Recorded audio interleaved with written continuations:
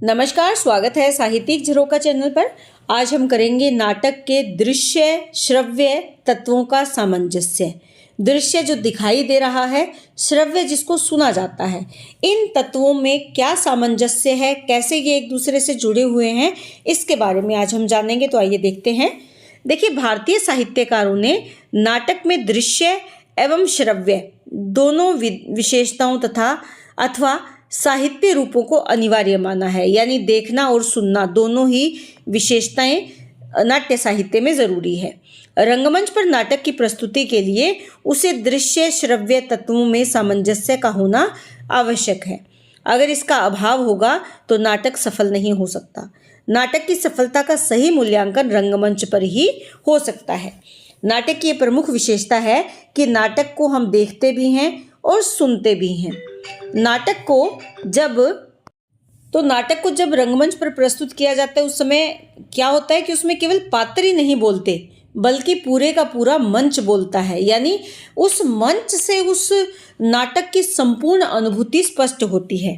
कहने का भाव है कि पात्रों के अलावा जो मंच की सजावट है, उसकी पात्रों की जो वेशभूषा है, वहाँ पर प्रकाश की जो व्यवस्था है, यानी लाइट की जो व्यवस्था है, संगीत आदि का जो वहाँ संचालन हो रहा है, उन सब का सहयोग रहता है उस नाटक के मंचन में। यहाँ तक कि पात्र की शारीरिक गतिविधियाँ भी बोलती है। अतः जिस नाटक में दृश्य श्रव्य जितना अधिक होगा, वह नाटक उतना ही सफल सिद्ध होगा। नाटक के दृश्य श्रव्य के सामंजस्य का उत्तरदायित्व नाटककार और नाटक के निर्देशक पर बराबर होता है।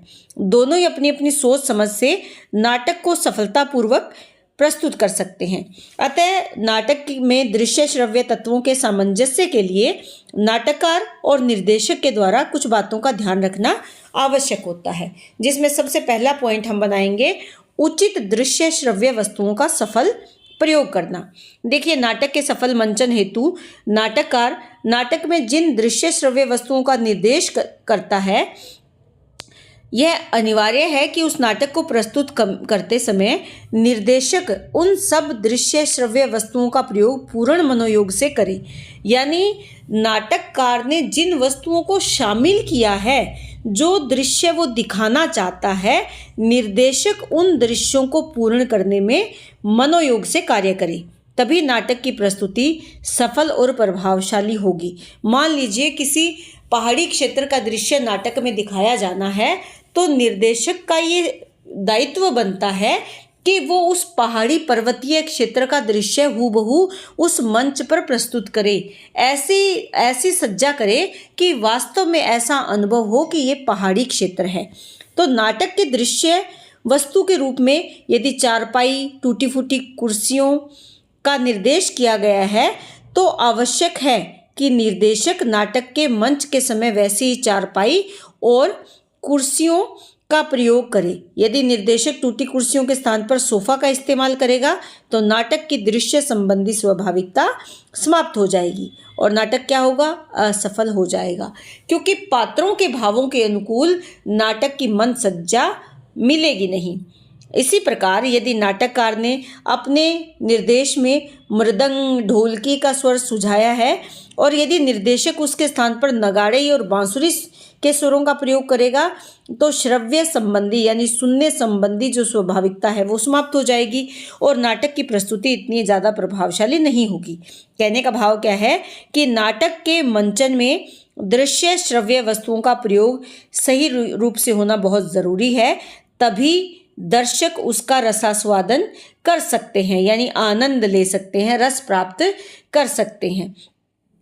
और एक नाटक की प्रस्तुति कब सफलता को प्राप्त होती है? जब दर्शक उसको देखकर आनंद का अनुभव करे। अगर ऐसा नहीं होता तो नाटक असफल कहा जाता है।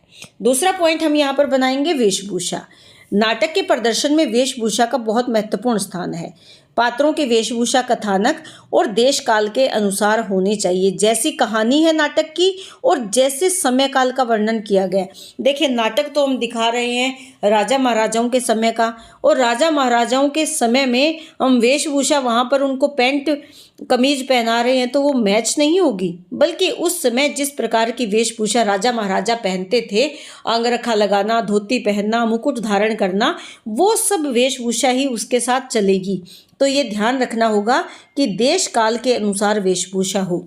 वस्त्रों का भड़कीला या मूल्यवान होना ज़्यादा जरूरी नहीं है, बल्कि नाटक की भाव दशा के अनुसार और युग के अनुकूल होना ज़्यादा ज़रूरी है। कोई भी नाटक तब तक सफल रूप में प्रदर्शित नहीं किया जा सकता जब तक उसके पात्रों की वेशभूषा उस कथानक से, यानी जिस समय की कहानी है, उससे तालमेल न खाती हो। अतः पात्रों की वेशभूषा नाटककार के द्वारा निर्देशित वेशभूषा के अनुकूल होगी, यही आवश्यक है। इस संदर्भ में विद्वानों का मत है कि नाटक में दृश्य परिवर्तन के साथ पात्रों की वेशभूषा में परिवर्तन नहीं होना चाहिए। आदि से अंत तक एक समान ही वेशभूषा रहनी चाहिए। वेशभूषा में अगर परिवर्तन होगा तो इससे विच्छिन्नता आ जाएगी, यानी जो नाटक में तन्मयता है या एक रूपता है वो समाप्त हो जाएगी और अधिक वस्त्रों की आवश्यकता पड़ेगी। इसके साथ साथ अभिनेता को बार बार परिधान बदलने पड़ेंगे। अतः स्पष्ट है कि नाटक के मंचन के संबंध में वेशभूषा का अत्यधिक महत्व रहता है। देखिए, जो अभिनेता है वो जब उसकी प्रस्तुति होती है तो वो नाटक को मंच पर लेकर आता है, लेकिन जैसे ही दृश्य परिवर्तन होता है तो उसके पास इतना ज़्यादा समय नहीं होता कि वो बहुत सारे कपड़े बदल कर दूसरे पहनकर वहाँ पहुँचे।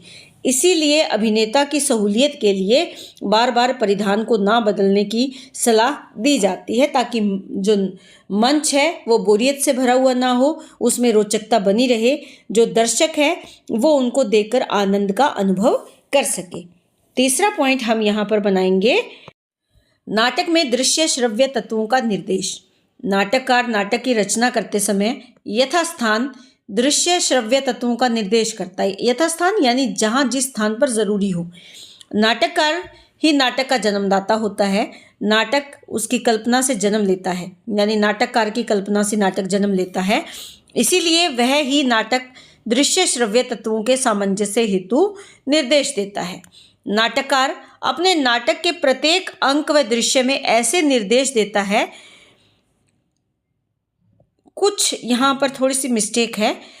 नाटककार की प्रमुख पहचान होती है कि वह अपनी रचना में श्रव्य दृश्य का ऐसा निर्देश देता है कि नाटक का मंचन करने वाले निर्देशक को किसी प्रकार के बदलाव की आवश्यकता का अनुभव नहीं होता। यहाँ क्या आएगा, एक कुशल नाटककार, थोड़ी सी टाइपिंग मिस्टेक है।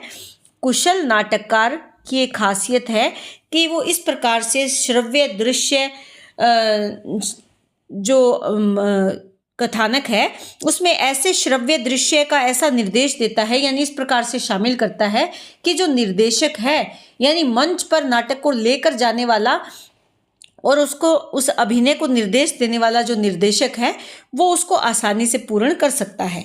जैसे मोहन राकेश के नाटकों में कुशलतापूर्वक श्रव्य दृश्य साधनों के सफल निर्देश दिए गए हैं। तो एक प्रमुख नाटककार के रूप में मोहन राकेश का नाम यहाँ सबसे सर्वोपरि हम ले सकते हैं कि उनके नाटकों में जो दृश्य और श्रव्य साधन है उनका बहुत सुंदर तरीके से निर्देश किया गया है। आप चाहें तो इसको उदाहरण रूप में शामिल कर सकते हैं। इसके बाद चौथा पॉइंट है ध्वनि और संगीत का सामंजस्य। नाटक के प्रदर्शन में मंच पर साज सज्जा का उपयोग किया जाता है। इसमें ध्वनि और संगीत के तत्व भी शामिल हैं। आधुनिक रंगमंच में ध्वनि और संगीत को एक विशिष्ट प्रयोजन हेतु प्रयोग में लाया जाता है। यहाँ पर डॉक्टर नेमीचंद्र की जैन की जो परिभाषा है या उनके विचार हैं वो क्या कहते हैं कि इसी प्रकार ध्वनि और संगीत का आयोजन कुछ यथार्थवादी प्रभाव उत्पन्न करना या गीतों की धुनें बनाना नहीं, बल्कि इन दोनों का ही उस समन्वित समग्र प्रभाव को अधिक तीव्र और सघन करना है।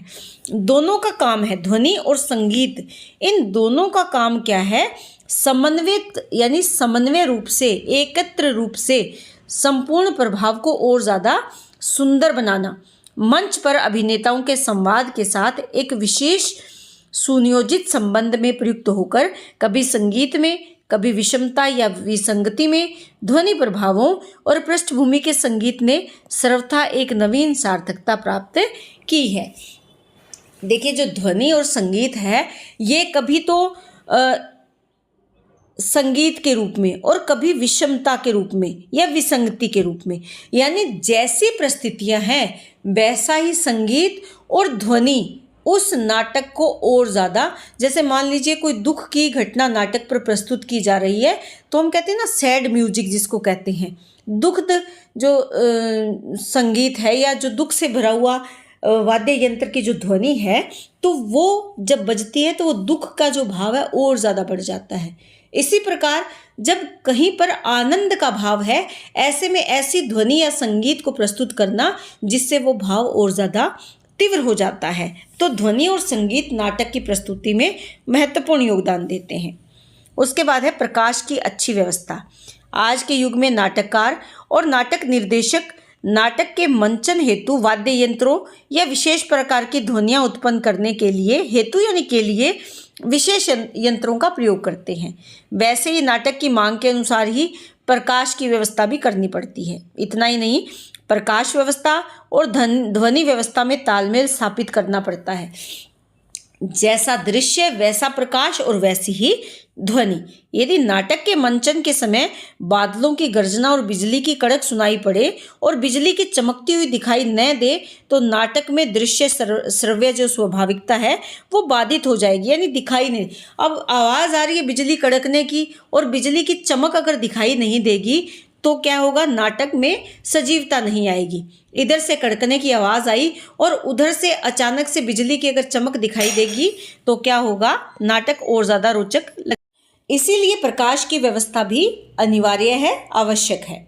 अगला जो हमारा पॉइंट है वो क्या है, अच्छे अभिनेताओं का चयन। जैसे नाटक एक ऐसी विधा है जिसका उद्देश्य क्या है, नाटककार अभिनेताओं के माध्यम से ही दर्शकों तक पहुंचा सकता है, यानी उसके उद्देश्य को किसके माध्यम से, अभिनेताओं के माध्यम से ही दर्शक उसके उद्देश्य को समझ सकते हैं। इसीलिए अभिनेताओं का उपयुक्त चयन अति अनिवार्य है। अभिनेता माने हुए कलाकार तो हों ही, उन आवाज़ और उपस्थिति भी नाटक के दृश्य श्रव्य सामंजस्य के अनुरूप होनी चाहिए, यानी जो दमदार पात्र है उसकी आवाज़ भी दमदार हो, जो स्त्री पात्र है उसकी आवाज़ भी उसके मधुर होनी चाहिए या उसके व्यक्तित्व के या उस पात्र जो जिसका वो प्ले कर रही है उसके अनुरूप होने चाहिए। पात्रों की वेशभूषा और हाव भाव किरदार के अनुरूप होना चाहिए जिस किरदार को वो निभा रहे हैं। यदि कोई दरिद्र और दब्बू पात्र की भूमिका निभा रहा हो और बड़े अच्छे कपड़े पहने हुए हो और बड़ी प्रभावशाली आवाज़ में बात कर रहा हो तो ऐसे सामंजस्य से नाटक का सारा प्रभाव खत्म हो जाता है, समाप्त हो जाता है। इसी प्रकार अभिनेता का अभिनय अच्छा है किंतु उसकी आवाज़ दमदार नहीं है जो सामने बैठे दर्शक समझ ही ना सके, उस स्थिति में भी दृश्य श्रव्य स्वाभाविकता समाप्त हो जाएगी और नाटक का मंचन असफल हो जाएगा। तो निष्कर्ष रूप से हम कह सकते हैं इन 6 तत्वों के आधार पर कि नाटक के सफल मंचन के लिए दृश्य श्रव्य तत्वों में सामंजस्य होना बहुत आवश्यक है, नितांत आवश्यक है, यानी बहुत आवश्यक है।